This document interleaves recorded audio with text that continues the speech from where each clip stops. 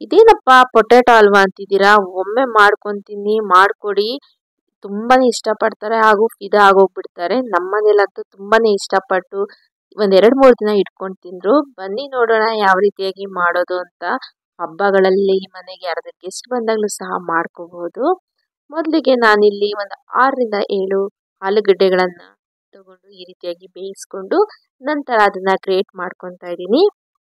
ನಾವು ಮಾಮೂಲಿ ದೋಸೆಗೆ ಆಲೂಗಡ್ಡೆ ಪಲ್ಯಗೆಲ್ಲ ಬೇಯಿಸ್ಕೊಂತೀವಲ್ಲ ಆ ರೀತಿಯಾಗಿ ಬೇಯಿಸ್ಕೋಬೇಕಾಗುತ್ತೆ. ಈಗ ಇದನ್ನ ಗ್ರೇಟ್ ಮಾಡ್ಕೊಂಡಿದ್ದೀನಿ.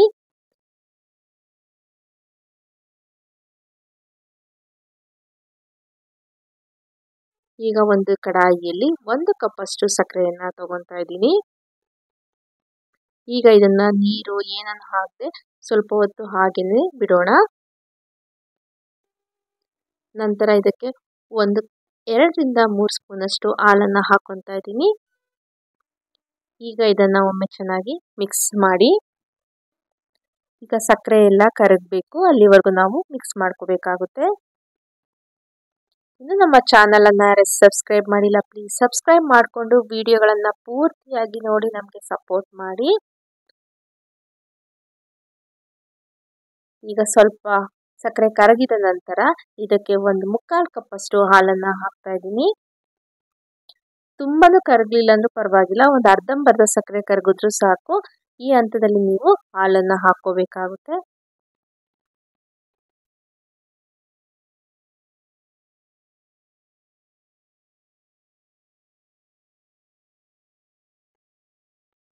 ಈಗ ಇದು ಚೆನ್ನಾಗಿ ಬಾಯ್ಲ್ ಆಗಬೇಕು ಮತ್ತೆ ಸಕ್ಕರೆ ಎಲ್ಲ ಸಂಪೂರ್ಣವಾಗಿ ಕರಗಿದ ನಂತರ ಇದಕ್ಕೆ 2 ಸ್ಪೂನ್ ಅಷ್ಟು ಡೆಸಿಕೇಟೆಡ್ ಕೋಕೋನಟ್ ಅನ್ನ ಹಾಕ್ತಾ ಇದ್ದೀನಿ. ನಿಮ್ಮ ಹತ್ರ ಡೆಸಿಕೇಟೆಡ್ ಕೋಕೋನಟ್ ಇಲ್ಲ ಅಂದ್ರೆ ನಾರ್ಮಲ್ ಆಗಿ ಒಣ ಕೊಬ್ಬರಿಯನ್ನು ಸಹ ಆಡ್ ಮಾಡ್ಕೋಬಹುದು. ಅದಾದ ನಂತರ ಈಗಾಗಲೇ ನಾನು ಗ್ರೇಟ್ ಮಾಡ್ಕೊಂಡಿರುವಂತಹ ಆಲೂಗಡ್ಡೆಯನ್ನು ಹಾಕ್ಕೊಂತೀನಿ. ಇದು 1 ಕಪ್ ಇರೋದ್ರಿಂದ ನಾನು ಸಕ್ಕರೆಯನ್ನು 1 ಕಪ್ ಅಷ್ಟು ಹಾಕಿದ್ದೀನಿ. ನಿಮ್ಗೆ ಇನ್ನೂ ಸ್ವಲ್ಪ ಸ್ವೀಟ್ ಬೇಕಂದ್ರೆ ಇನ್ನೂ ಒಂದು ಅರ್ಧ ಕಪ್ ಎಕ್ಸ್ಟ್ರಾ ಹಾಕ್ಕೋಬಹುದು. ಸ್ವೀಟ್ ಕಮ್ಮಿ ಬೇಕಂದ್ರೆ ಇನ್ನೊಂದು 1/4 ಕಪ್ ಕಮ್ಮಿ ಹಾಕ್ಕೊಳ್ಳಿ, ಚೆನ್ನಾಗಿರುತ್ತೆ. ಈಗ ಒಮ್ಮೆ ಚೆನ್ನಾಗಿ ಮಿಕ್ಸ್ ಮಾಡ್ಕೊಳ್ಳಿ. ಇನ್ನು ನಮ್ಮ ಚಾನಲ್ನಲ್ಲಿ ಸುಮಾರು ವೆರೈಟಿ ಆದಂತಹ ಸ್ವೀಟ್ ವಿಡಿಯೋಗಳನ್ನು ಅಪ್ಲೋಡ್ ಮಾಡಿದ್ದೀನಿ. ಒಮ್ಮೆ ಟ್ರೈ ಮಾಡಿ ಮತ್ತೆ ಹೇಗೆ ಬಂತು ಅಂತ ಕಮೆಂಟ್ ಮೂಲಕ ತಿಳಿಸಿ. ಚಾನಲ್ನಲ್ಲಿ ಇರುವಂತಹ ಎಲ್ಲ ವಿಡಿಯೋಗಳನ್ನು ಪೂರ್ತಿಯಾಗಿ ನೋಡಿ ಲೈಕ್ ಮತ್ತು ಶೇರ್ ಮಾಡೋದನ್ನ ಮರಿಬೇಡಿ.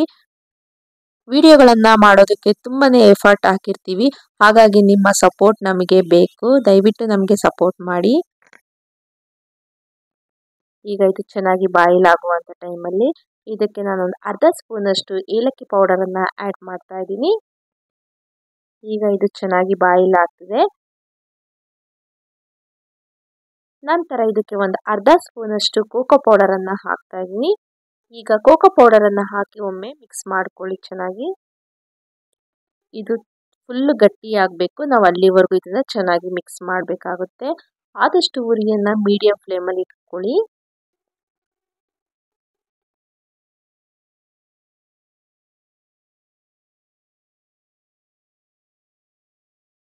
ಇದು ನಿಮಗೆ ಪ್ಯಾನ್ ಬಿಡಬೇಕು, ಅಲ್ಲಿವರೆಗೂ ನಾವು ಇದನ್ನ ಚೆನ್ನಾಗಿ ಬಾಯ್ಲ್ ಮಾಡಬೇಕಾಗುತ್ತೆ. ನೋಡಿ ಎಷ್ಟು ಚೆನ್ನಾಗಿ ಬಾಯ್ಲ್ ಆಗ್ತಾ ಇದೆ.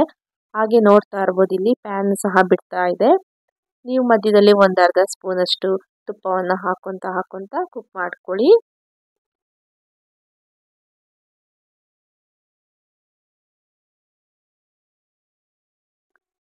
ನೋಡಿ ಇದು ಈಗಾಗಲೇ ಪ್ಯಾನ್ ಬಿಡ್ತಾ ಇದೆ. ಈಗ ನಾನು ಒಂದು ಪ್ಲೇಟಲ್ಲಿ ತುಪ್ಪವನ್ನು ಸವರಿ ಇಟ್ಟಿದ್ದೆ, ಅದರಲ್ಲಿ ಹಾಕ್ತಾ ಇದ್ದೀನಿ. ಈಗ ಇದನ್ನ ಡ್ರೈ ಆಗೋಕೆ ಬಿಡೋಣ. ನೀವು ಈ ರೀತಿಯಾಗಿ ಪೀಸ್ ಆದ್ರೂ ಮಾಡ್ಕೊಂಡು ತಿನ್ಬೋದು, ಇಲ್ಲ ಈ ರೀತಿಯಾಗಿ ಹಲ್ವಾ ಥರನಾದರೂ ಮನೆಗೆ ಬಂದವ್ರಿಗೆ ಅಥವಾ ಫ್ಯಾಮಿಲಿ ಮೆಂಬರ್ಸ್ಗೆ ಸರ್ವ್ ಮಾಡ್ಬೋದು. ಈ ವಿಡಿಯೋ ಇಷ್ಟ ಆಗಿದ್ರೆ ನೀವು ಟ್ರೈ ಮಾಡಿ ಹೇಗೆ ಬಂತು ಅಂತ ನನಗೆ ಕಮೆಂಟ್ ಮೂಲಕ ತಿಳಿಸಿ. ಎಲ್ಲರಿಗೂ ನನ್ನ ಕಡೆಯಿಂದ ತುಂಬು ಹೃದಯದ ಧನ್ಯವಾದಗಳು. Thank you.